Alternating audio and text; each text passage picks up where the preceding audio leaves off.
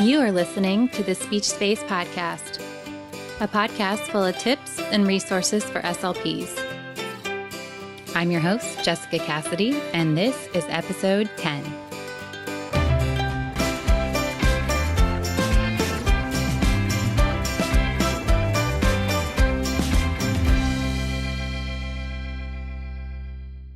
Hey everybody, summer is almost here.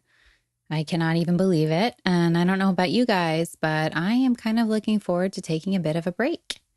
I just wanted to let you know that I will be doing one more podcast and then disappearing for a couple months for a little bit of R&R. And I'm secretly laughing as I'm saying that because I have two tiny children at home. And while I love them dearly, let's be real, R&R is not happening for me. But hopefully it'll be a fun summer and I'll of course enjoy spending time with them and taking a little time off from some of this online stuff. So I plan to be back in early September and I'm really excited. I have a couple of interviews lined up on some really great topics that many of you have emailed in about. So I'm super excited for those future episodes.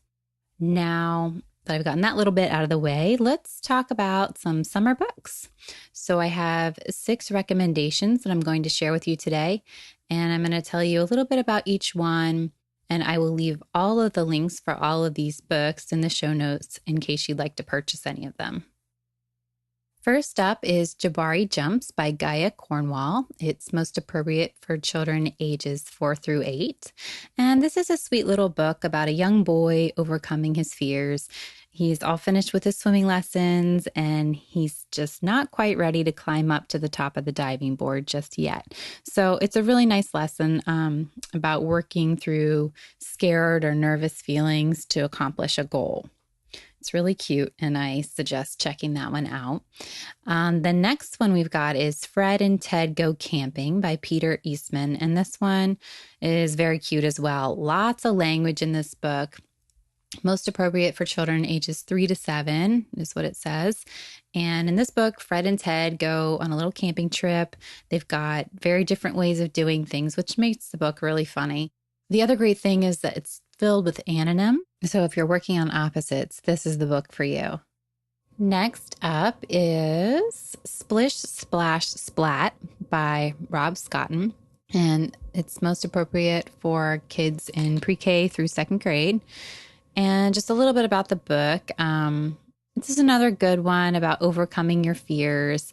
And it teaches the lesson that sometimes we have something in common with an unexpected friend. So really great for working on some of those social skills.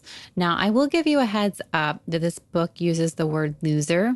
So it's not a huge deal, but depending on the age you're reading to or working with, you might want to offer a substitute. So for me, for preschoolers, I substitute in rotten egg instead of loser, and that works just fine. So you really, use your better judgment on, figuring out what works best for which type of student, which age, things like that.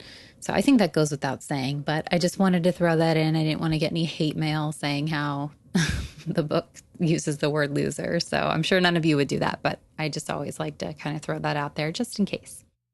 All right, the next book is There Was an Old Lady Who Swallowed a Shell by Lucille Collender. This is most appropriate for your preschoolers through 5th graders. And in this book, the silly old lady is eating all sorts of crazy beach-themed items, which your students are sure to think is super funny. And at the end, she ends up regurgitating everything that she ate to create a lovely sandcastle, which will probably be a favorite part of the book for most of the kids that you'll be reading it to. It's a really great way to work on rhyming skills. There's a lot of rhyming in there. Sequencing, you can use that for the order of that she ate all the different things, and for working on cause and effect as well. Next book is Arthur's Family Vacation by Mark Brown. It's most appropriate for preschoolers through 2nd graders.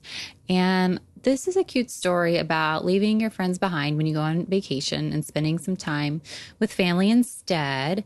and turning a bad situation around when things aren't going your way. So Arthur has to leave his best friend behind, and he goes on a trip, and they get there and the hotel isn't what they thought it was, and the weather wasn't what they had hoped it would be, and he kind of helps to turn the situation around. So a nice little lesson there, good for social skills. I mean, books are really good for any skills. I'm just throwing out some ideas there, but you can really use the book in any way to work on retelling a story, sequencing, vocabulary. I mean, using books in therapy, just the limits are kind of endless.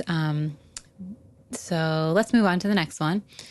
And the last one, Pete the Cat, Pete at the Beach by James Dean, most appropriate for kids ages 4 through 8.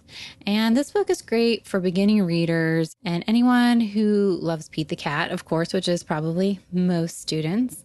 And in this book, Pete heads out to the beach and he's a little hesitant about going into the ocean. He realizes that he's hot and he wants to get in, but he really doesn't want to get in because he's not so sure about getting in the ocean. So I know that was the theme kind of in a few of these books, but I think it is a good theme for any, younger ones that maybe are going to go to the beach for the first time or maybe taking swimming lessons for the first time.